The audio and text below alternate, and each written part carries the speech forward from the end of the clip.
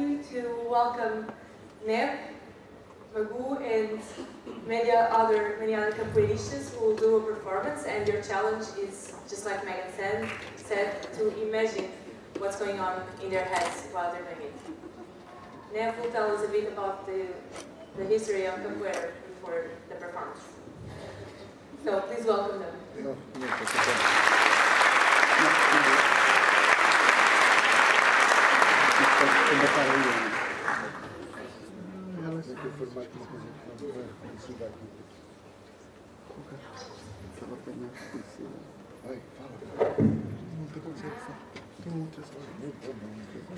All right, good evening. I'm here representing a number of groups led by Professor Magoo from Capoeira Nova Aliança. First of all, how many people have heard or seen of capoeira before? Okay, everyone. This is a great audience. How many people know where capoeira comes from? Where? Of course. Okay, so I just wanted to get you started on a little bit of history of capoeira. It has a very interesting and very enigmatic history. There are, of course, not a lot of written records of the people that were brought to Brazil on the slave boats, but what the legend says is that capoeira started on the senzalas, and that these were ritualized fights that people would practice. They would be punished for training any kind of martial art or combat technique. And so what the slaves would do in Brazil is they would ritualize a fight. They would disguise it as a dance, add music to it, and then say, we're not fighting, we're dancing, and therefore they would be able to escape punishment. Now this is absolutely uncertain. We don't know if this is true. It's a very nice story. But what we do know is that when the slave ships arrived in Brazil, the nationalities were split up, and they were split up for a very specific reason, and that was because they wanted to be sure that people from different cultures didn't mix. And what that ended up doing was, first of all, there's no real Crioulo in Brazil, as you may know, but also it meant that a lot of Afro-Brazilian specifically cultural traditions are mixes, a little bit of different African nations, and capoeira is probably one of these things that was brought a little bit from a lot of different kinds of cultures and mixed together so that these people could share some kind of cultural identity. We do start to know a little bit more about capoeira when it gets to around the early 1900s. There starts to be a movement of capoeira into the cities. And so actually this started before the 1900s. This started back in 1808 when Dom João came from Portugal, fleeing Napoleon, to Brazil. And one of the things he brought with him to Brazil was infrastructure. And he put more infrastructure into the cities, built roads between the cities, and so people moved into the cities. And these people also brought their slaves and their ex-slaves. And these people started to congregate at markets and on docks, and where they congregated, there would be rodas. And so we have documentation of the fact that these rodas existed. These rodas were heavily persecuted from the beginning because they were manifestations, they looked a little bit dangerous, and so many of the jail records cite capoeirista, or practicing capoeira, as being an offense for which someone was put into jail.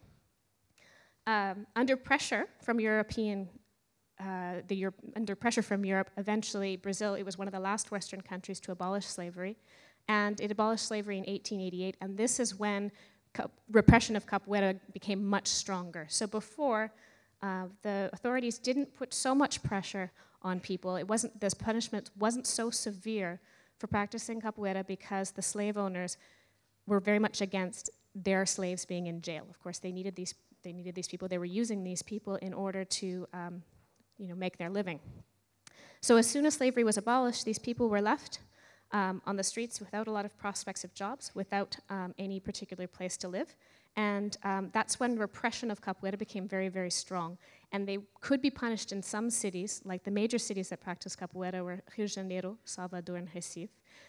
It could be punished by as much as torture and mutilation of the people that were involved. Just a little tiny bit more before I'll let the presentation begin, and that was that what basically resurrected capoeira from the ashes was two mestres, very important people from Salvador, mestre, colloquially known as Mestre Bimba and Mestre Pastinha. And Mestre Bimba was the first to form a real school of capoeira.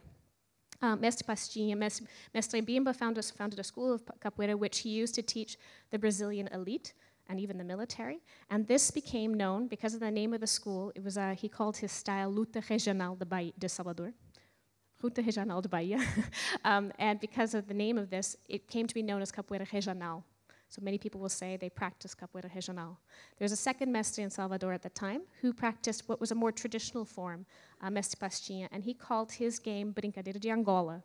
And so many people will say that we play Brincadeira de Angola. Now, in fact, this is a very simple separation. Many other people at the time were playing capoeira, but these two mestres still have a lot of charisma, and people still have a lot of loyalty towards these people. So what we're going to show you first is we're going to show you a bit of maculelê, which is another cultural manifestation that has been brought into capoeira. Then we're going to follow a little bit with a capoeira Brincadeira de Angola, Capoeira Angola, and then we're going to move into more contemporary capoeira and Capoeira Regional. So we hope you enjoy it. Let's start the presentation.